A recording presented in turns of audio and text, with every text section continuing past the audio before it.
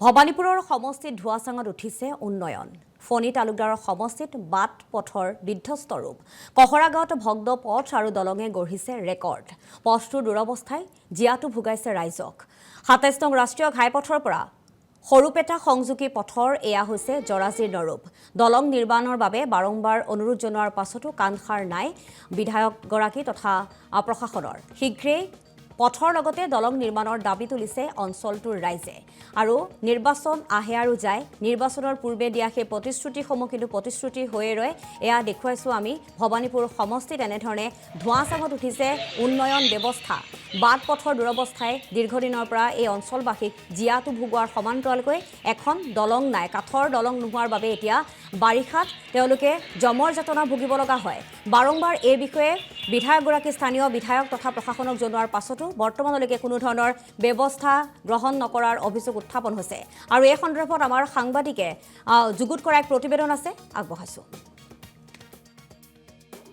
বিধানসভা নিৰ্বাচন আৰু এই বিধানসভা নিৰ্বাচনৰ পূৰ্বে কিন্তু ৰাজ্য চৰকাৰে যিসমূহ কল্যাণকামী আঁচনি আচলতে ৰাইজৰ হাতলৈ ঠেলি দিছে, তাৰ পাছতো কিন্তু ৰাইজ ক'ৰবাত নহয় ক'ৰবাত ক্ষোভিত হৈ আছে।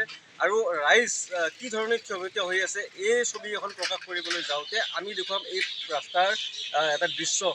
২৭ নং ৰাষ্ট্ৰীয় ঘাইপথৰ পৰা এই সৰুপেটা সংলগ্ন এই যি পথছোৱা, এই পথছোৱাত কিন্তু এতিয়ালৈকেও নিৰ্মাণ নহ'ল দুখনকৈ দলং।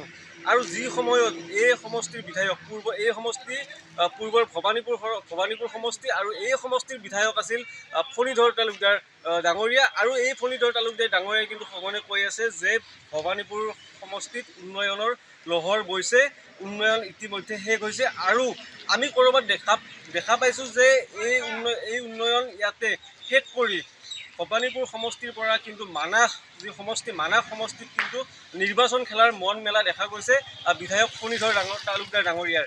কিন্তু পূৰ্বৰ যি ভবানীপুৰ সমষ্টি, এই ভবানীপুৰ সমষ্টিত একাংশ ৰাইজ আজিও ক্ষোভিত হৈ আছে। ক'ৰবাত ফণীধৰ তালুকদাৰ ডাঙৰীয়াদেৱে বিধায়ক ডাঙৰীয়াই কিন্তু উন্নয়নৰ কাম নকৰিলে।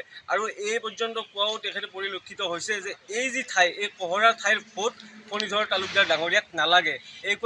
এই কথা আমি কোৱা কথা নহয়, সম্পূৰ্ণ দৃশ্যাংশ প্ৰথমতে আপোনালোকক দেখুৱাম। এনেধৰণে আচলতে এক জৰাজীৰ্ণ পথ দেখুৱাইছোঁ, এখন দলং দেখুৱাইছোঁ, এখন বাঁহৰ সাঁকো। আৰু ইয়াৰ ৰাইজ ভাগৰি পৰিছে বিধায়কৰ হাতে ভৰি ধৰি, কিন্তু আজিলৈকে নিৰ্মাণ নহ'ল এই দলং। এখন ভগা বাঁহৰ সাঁকো ৰাইজে নিৰ্মাণ কৰি উলিয়াইছিল। আৰু অৱশেষত কিন্তু যি সাঁকোখনো মানুহ পাৰ হ'ব নোৱাৰা অৱস্থা হ'ল। তাৰপিছত কিন্তু ইয়াৰ স্থানীয় একাংশ লোকে তাৰ ওচৰেৰে এটা ৰাস্তা নিৰ্মাণ কৰি উলিয়াইছে।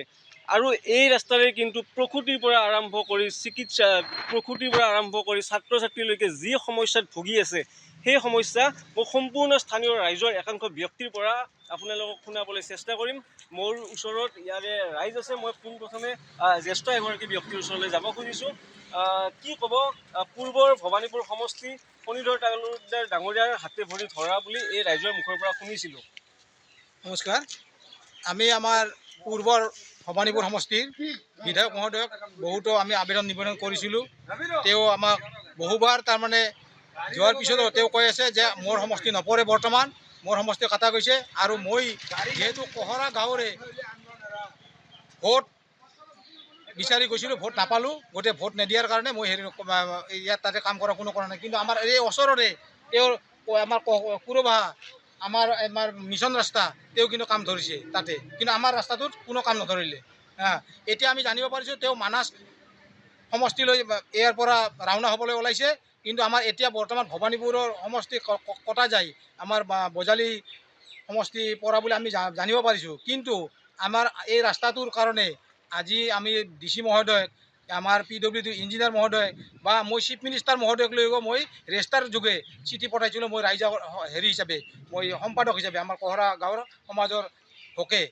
গতিকে আজিলৈকে আমাৰ এই ৰাস্তাটোৰ কোনো তাৰমানে চৰকাৰীভাৱে আমাৰ সুফল আজিলৈ পোৱা নাই যে হয়তো হ'ব।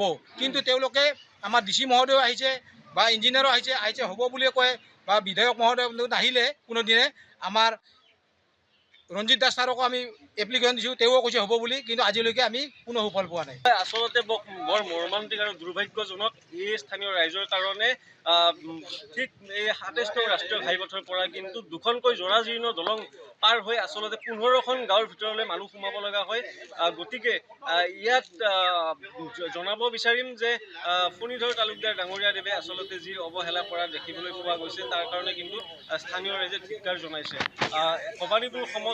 পূৰ্বৰ ভৱানীপুৰ সমষ্টি আৰু বজালিৰ এই পহৰাৰ পৰা